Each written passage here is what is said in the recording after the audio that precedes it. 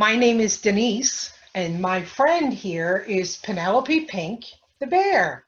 She's my friend, and she's come today to hear the story too. She wants to be part of the fun that we're going to have for the next half hour. So the story that we're going to read this afternoon is called My Strong Mind 2. A couple of weeks ago, Natalie did story 1, and today we're going to do number 2. So this story is all about the power of positive thinking, and that's having happy thoughts and good thoughts and strong thoughts and just feeling really, really good about all your thinking. And the gentleman that wrote this book is named Niels van Hove. So Penelope, are you ready? You are? Okay. So Jack is a kind and happy boy. He likes school and has many hobbies. But like every boy, he sometimes faces difficult situations at home or at school. He gets disappointed with himself. He finds it hard to make new friends. He gets easily upset and angry. He feels pressured by children to do things he doesn't like. At school, his friend Kate told him that your mind is very strong and very powerful. You can train your mind to decide what to think about yourself, about others, or about any situation. You can tell your strong mind how to react to your fears and your worries. This helps you to stay positive, be yourself, and be at your best. Jack decided to use his strong mind with all his challenges. That evening, he wrote down some things that he did not like about himself. Playing soccer badly, struggling with piano lessons, poor test result at school, having few friends. However, behind every disappointment, he wrote something positive about himself. He called this his positive list. Jack's positive list helped him to remember what made him proud. He could always use it to be confident and stay positive about himself. The next day at school, Jack wanted to make new friends and spotted a group of boys playing soccer. At first, he didn't dare step forward, but then he thought about his positive list and all the things that made him proud. This gave him the confidence, and he walked over to the group to say hello. Later on, some boys dared Jack to throw a stone through a school window. They teased Jack and told him, "You're a chicken if you don't do it." Jack counted to 10 to calm himself down. He told the boys he could make up his own mind and didn't feel like doing these kinds of things. Then he walked off. In the school vegetable garden, Jack found a bird with a broken wing. He felt sad for the bird, and he softly started crying.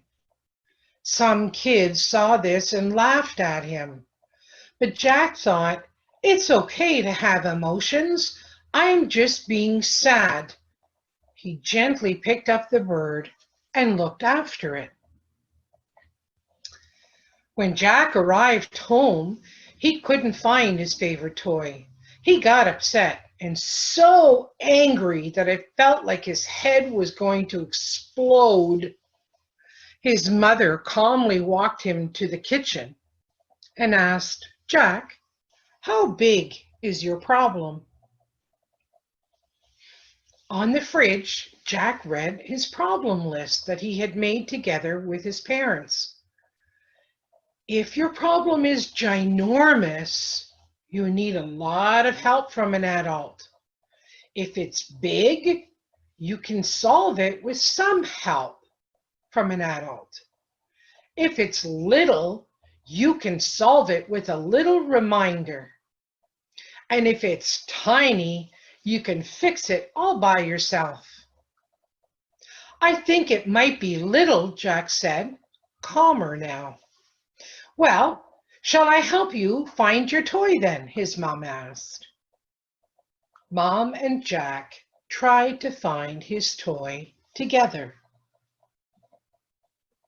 That evening, Jack was learning to play a new song on his keyboard, but he kept hitting the wrong notes all the time. Jack was frustrated and felt like giving up. Then he told his mind, "Keep trying your best. You can do it." He kept trying and finished the song without any mistakes. Jack felt very, very proud. As Jack was getting ready for bed, he thought about the school camp he had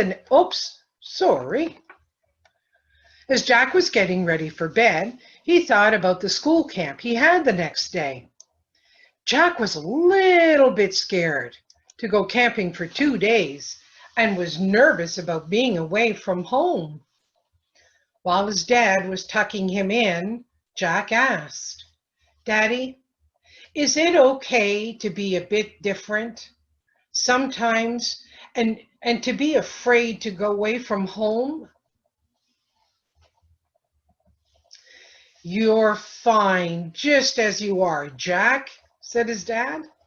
"And of course it's okay to be scared sometimes. I've been scared many times in my life. Have you ever been scared, Penelope?" "You have? That's okay." His dad smiled. Everyone feels a little bit scared when they do something for the very first time, but that's how we learn. Jack felt comforted that it was okay to have fears. Jack was tired from a long day. He was less worried about school camp and happily fell asleep. And his mind grew just a little bit stronger that day. Now, that's the end of the story, but I'd like to have a little bit of a chat with you, a little conversation talk. Do you remember when the boys wanted Jack to throw a rock through the window of the school? What did he do? Do you remember? Think hard. That's right. He counted to 10. Let's try that together. Okay, ready? 1, 2, 3, 4, 5, 6, 7, 8, 9, 10. Oh, I feel calmer now. Do you feel calmer? That's how Jack felt, right? Because he was getting upset. The boys were wanting him to do something he didn't want to do because he knew it was wrong. So he needed to calm down. He didn't like the way he was feeling. So he counted to 10, right? Okay. Now, one more thing. Do you remember when Jack found the bird in the garden and he felt sad and he started to cry? Crying is what we call an emotion. Right, Penelope? Right. Emotions are just like laughing or being angry or being loving and cuddly. Those are all emotions too, and they are so okay to have. Everybody has emotions, right? But what's really, really good to do is to talk about your emotions. If you feel sad, talk to somebody and tell them that you feel sad, right, Penelope? If you feel sad, we can give you a hug, right? And we can listen to what you're worried about. And if you're angry, then you need to talk about it and get it out and talk to somebody and tell them why you feel angry. Emotions are okay, they're good, but we need to talk about them. It's important. One more thing that I'd like to talk about.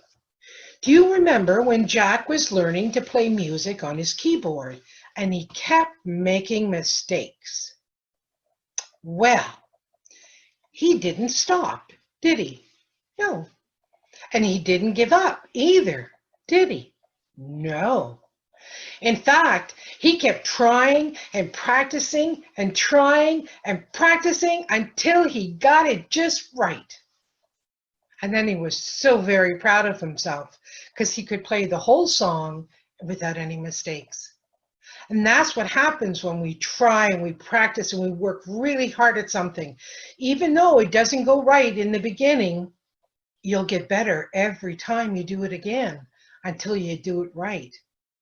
And that's really a good thing to do. That's really good. And I hope you try that a lot.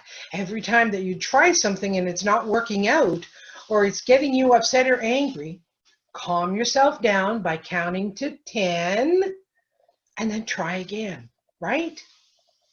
And the very last thing that I wanted to talk about or to mention is, do you remember when Jack asked his daddy if it was okay if he was a bit different from the other kids sometimes?